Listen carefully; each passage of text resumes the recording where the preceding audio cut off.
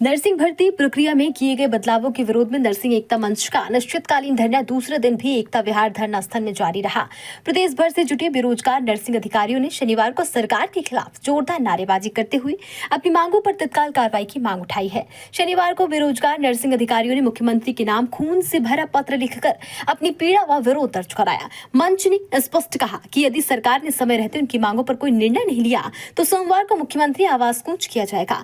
Nursing एकता मंच के प्रदेश अध्यक्ष नवल पुंडीर ने कहा कि धरना स्थल शहर से दूर निर्धारित किया गया है ताकि नर्सिंग समुदाय की आवाज शासन तक ना पहुंच सके। उन्होंने कहा है कि लिखित परीक्षा के बाद जारी पोर्टल को जल्द से जल्द बंद किया जाए तथा भर्ती प्रक्रिया पूर्व की भांति वर्षवार संचालित की जाए। उन्होंने स्वास्थ्य संस्थानों में रिक्त पड़े पदों को भरने, IPHS मानकों के अनुसार नई भर्तियां शुरू करने और ओवर एज अभ्यर्थियों को आयु छूट दिए जाने की मांग दोहराई है। देहरादून निवासी विनीता ने भावुक होते हुए कहा है कि कोविड काल में जब लोग घरों से बाहर नहीं निकलते थे उस समय नर्सों ने अपनी जान जोखिम में डालकर ड्यूटी निभाई।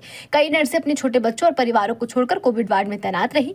उन्होंने कहा कि वर्षों की सेवा के बाद अब परीक्षा थोपकर वरिष्ठता से वंचित करना नाइंसाफी है। बेरोजगार नर्सिंग अधिकारी काजल ने बताया कि अब तक नर्सिंग भर्तियां हमेशा वर्षवार होती रही, लेकिन इस बार अचानक परीक्षा कराने का निर्णय समझ से परे है। उन्होंने प्रश्न उठाया है कि कई बैच बिना परीक्षा सीधे नियुक्त हुए हैं, तो अब केवल वर्तमान अभ्यर्थियों पर परीक्षा का दबाव क्यों है? क्योंकि उन्होंने कहा है कि कई अभ्यर्थियों के छोटे छोटे बच्चे हैं और 2-2 महीनों के शिशुओं को घर में छोड़कर धूप प्यास में बैठना किसी मजबूरी से कम नहीं है। जब वोट मांगने होते हैं तो नेता हर घर घर पहुंचते हैं, लेकिन आज हमारे सुध लेने कोई नहीं आ रहा। सर पहले तो मैं जो दूर दराज से मेरे सब बहन भाइयों लोग आए हैं यहाँ पे हमारे धरने में, उन सब का मैं तहे दिल से शुक्रिया अदा करती हूँ और अपने धन सिंह रावत जी का भी शुक्रिया अदा करती हूँ, क्योंकि उन्होंने पहले जो है सीनियरिटी वाइज वैकेंसी निकाली है, लेकिन इस बार जो है उन्होंने एग्ज़ाम करा करके हमारे लिए नाइंसाफ़ी का वो सबूत दे रहे हैं।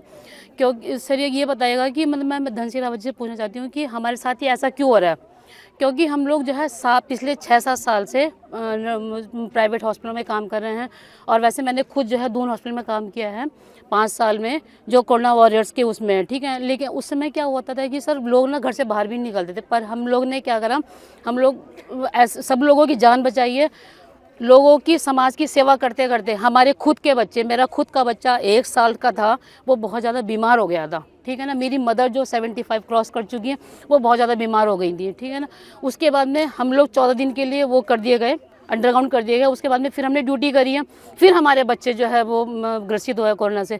सर ये कहाँ का इंसाफ है? आप उनसे मतलब मैं उनसे पूछना चाहती हूँ, कहाँ का इंसाफ है ये कि पहले तो आप जो है सीनियरिटी वाइज कर रहे हो और अब हमारे साथ एग्ज़ाम करा रहे हो, ठीक है। सर हमारे अंदर तो हिम्मत नहीं है पेपर देने की बिल्कुल भी, ठीक है। हम लोग काम करेंगे घर का, या फिर मैं सिंगल पेरेंट्स हूँ, ठीक। मेरे पति जो हैं 5 साल पहले एक्सपायर हो चुके हैं, मैं सिंगल पेरेंट्स हूँ। अब आप बताइएगा 5 साल से मैं कोरोना वार्ड्स में ड्यूटी करते करते जो है अपने बच्चों का कैसे 13,000 में पेट पाल रही हूँ। मुझसे कोई पूछा आकर के सारी बातें, और मैं अपने घर में नहीं रहती हूँ, मैं अपनी मदर के पास रहती हूँ। आप समझ सकते हैं कि भाइयों का कितना प्रेशर होता होगा मेरे ऊपर, ठीक है। हम लोग इतने परेशान हैं ना सर।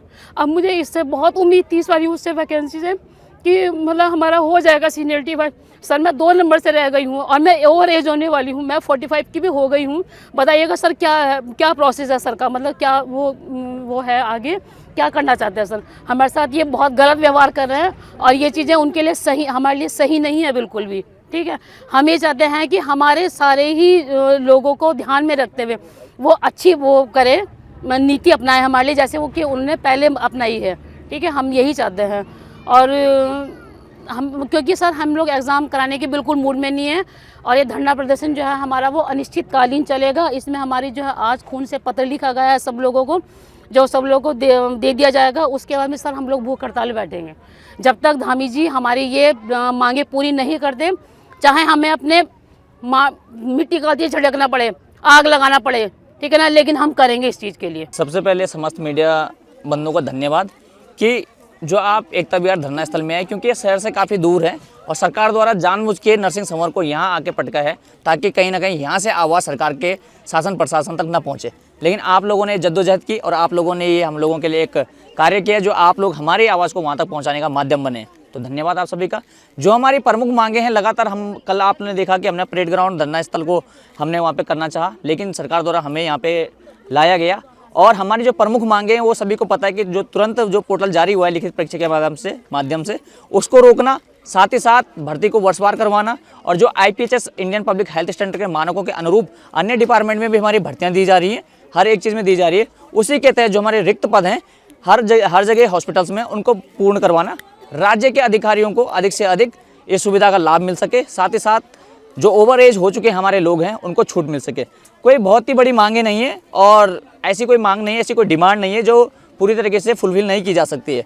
लेकिन देखना है शासन प्रशासन कब इसकी तरफ सुध लेता है, तब तक हमारा अनिश्चितकाल धरना इस पे चल रहा है। आज धरने के दूसरे दिन हमारे द्वारा स्वास्थ्य समुदाय द्वारा शायद क्योंकि हम लोगों ने ज्ञापन देने में शायद कोई कमी की हो इन 1.5 सालों में, तो शायद हो सकता है इनके संज्ञान इस चीज़ का नहीं लिया गया हो। तो आज हमारे स्वास्थ्य विभाग के सभी नर्सों के द्वारा खून भरा पत्र डिपार्टमेंटों में लिख के भेजा गया है, ताकि शायद हो सकता है कि उसके बाद इन लोगों को सुध-बुध आए और इसमें वो विचार विमर्श करे। हमारी मांग ये है कि नर्सिंग परीक्षा जो कि हर बारी जितने बार भी अभी तक हुई है वो हर बारी वर्षवार हुई है, तो इस बार क्यों वर्षवार नहीं हो रही है, हमको सबसे पहले तो ये आंसर चाहिए। ठीक है, दूसरी चीज़ हमारे मंत्री जी को हम ये पूछना चाहते हैं कि जब हमारे जूनियर्स का, हमारे सीनियर्स का, हमारे साथ के बैच के बच्चों का जो कि अभी तक नौकरी कर रहे हैं, वो नौकरी सेम नौकरी जब बिना एग्ज़ाम के वो लग चुके हैं, तो हमारे लिए वो क्यों एग्ज़ाम की बात कर रहे हैं, क्या रीज़न है?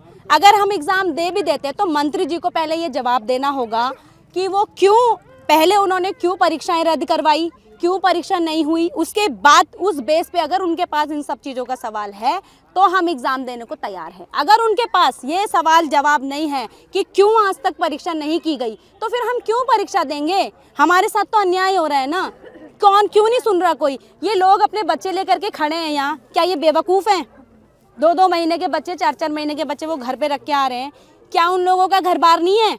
क्या हम लोगों को धूप नहीं लग रही है? क्या हम लोग को प्यास नहीं लग रही है? लेकिन हम लोग यहाँ खड़े हैं ना सिर्फ अपने लिए। पर क्या सिर्फ नेता लोग सिर्फ तब हमारे सामने आएंगे जब उनको वोट चाहिए?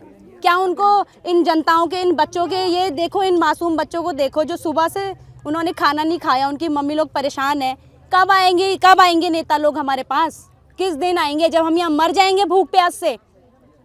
बताओ, आप लोग खुद जवाब दीजिए ना हमको। हमारी कौन सुनने के लिए बैठा है? क्या हम 2 दिन से यहाँ बैठे कोई हमें देखने आया है कि हम जी रहे हैं, मर रहे हैं, हम क्या कर रहे हैं, क्या नहीं कर रहे हैं? हमारे साथ के बंदे, लड़के लोग यहाँ पर बैठे हैं, बेचारे पाला पड़ रहे हैं। क्या हमको देखने तब आ रही है सरकार? जब वोट मांगने होते हैं तब हर किसी के घर घर जा करके ये लोग वोट मांगने जाते हैं ना, बोलते हैं हम ये करेंगे वो करेंगे। तो आज क्यों नहीं आ रहे? ये क्यों नहीं हमको पूछा जा रहा है? क्या हमारा जो मुद्दा है वो गलत है? क्या हम कोई ऐसी चीज़ मांग रहे हैं जो आज तक हुई ना हो? सबसे पहले जब भर्तियां आई थी, पहली बात तो भर्तियां आते आते यहाँ 20-20 साल, 10-10 साल बीत जाते हैं, लोग ओवर एज हो रहे हैं, हम लोग इतना स्ट्रगल कर रहे हैं, कोरोना वॉरियर्स हैं हम लोग, तो क्यों ये सब किया जा रहा है हमारे साथ?